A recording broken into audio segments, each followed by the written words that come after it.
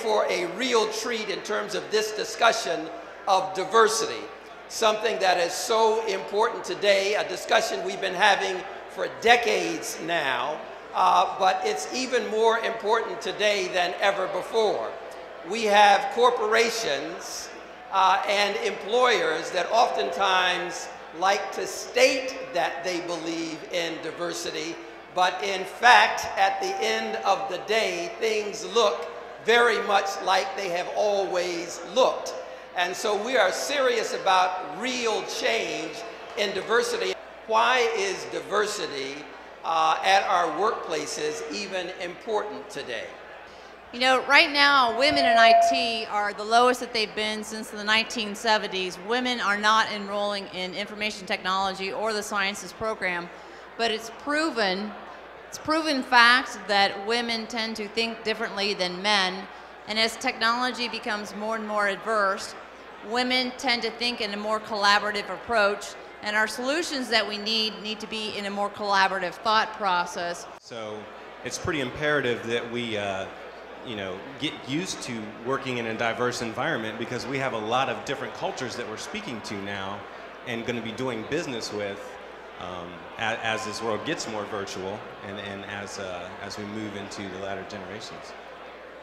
How has your unique background contributed to the values of your organization? Important question. In our company, one of the things that we recognize is that it's not important to be popular, but it's more important to be relevant. And by being relevant, meaning that everyone in our company has been given the task to focus on serving other people. So what have you done within your organizations, within your business corporations, on the retention side to ensure that once we get an outstanding candidate, we're able to keep them and to help them move up within the organization? I think if you read studies today, you'll find that a lot of the new graduates coming out of school are focusing a little differently than the way graduates were coming out 10 years ago. And today, they're looking at organizations that are more green. They're looking at organizations that are overall their community involvement. And at the same time, these individuals are looking at their own growth within a company and not looking at a certain percentage of them, looking at it as a stepping stone, but really looking at growing with the company. One of the most important things is not just having the right people on the bus, but making sure you've got them sitting in the right seats. The second most important thing is accountability. The people that are working for you have to feel like they're part of a total solution. What can I do to ensure diversity in my organization? I would say make a conscious decision to try to diversify your environment. Kind of step outside of your box and try to consider candidates that may be coming with a completely different experience than you, and see what they have to offer to your company as a whole. And one of the other very obvious things is in networking, the networking is just not to come out and have a nice social.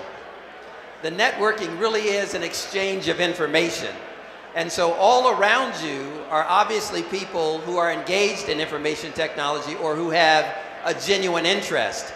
And so you would want to get out of the comfort zone sometimes. People get into a comfort zone. You want to get outside of your comfort zone and just go up to someone and say, my name is, exchange a business card, talk to someone other than a friend, right? And they just might be the answer.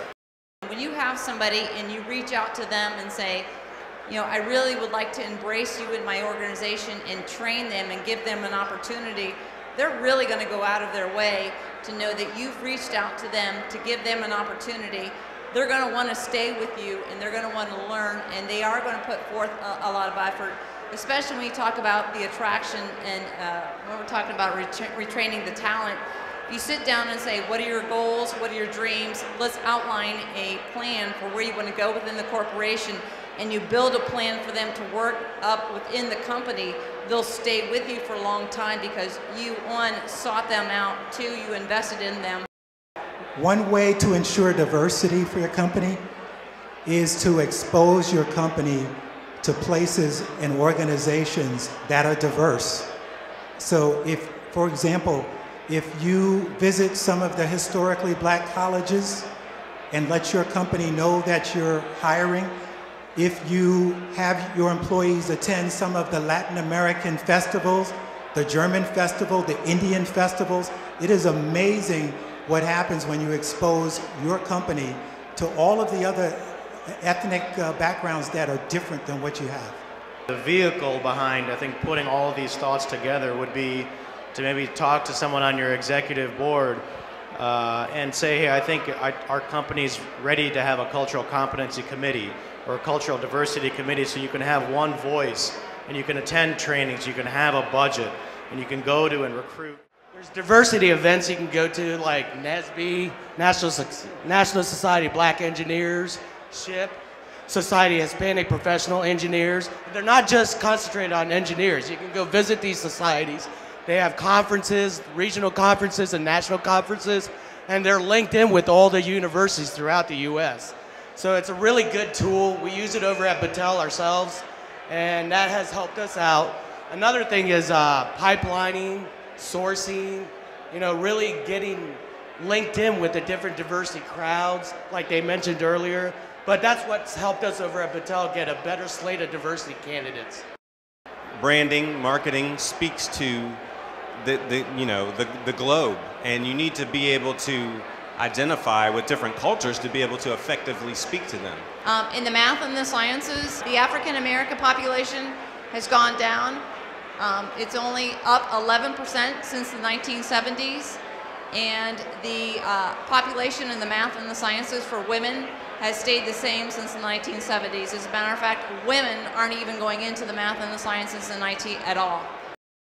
I was speaking at a school today, and one of the young people said, have you ever been to a foreign country? And I said, sure, I've been to many foreign countries, and named all the countries in Africa that I've had a chance to visit, all of the countries in Asia and South America and etc., all over the world. People in other countries seem to value themselves, not in a selfish way, but they seem to have more value for themselves. Here's what I've noticed in the United States. As we exchange information, we will oftentimes give our business card, sometimes throw it across the table, or we might just kind of hand it to them, as opposed to presenting it to someone. In Asia, in Taiwan and Japan, I have noticed that business cards are presented. So there's more of a respect for you, and the person is showing more dignity and respect for themselves. I want to thank our sponsors, Quick Solutions, CBTS, Mind Leaders, and Technology for Ohio Tomorrow. If you see any of these folks, shake their hand, introduce yourselves. They're doing great things for us, for this IT community. Thank you very much.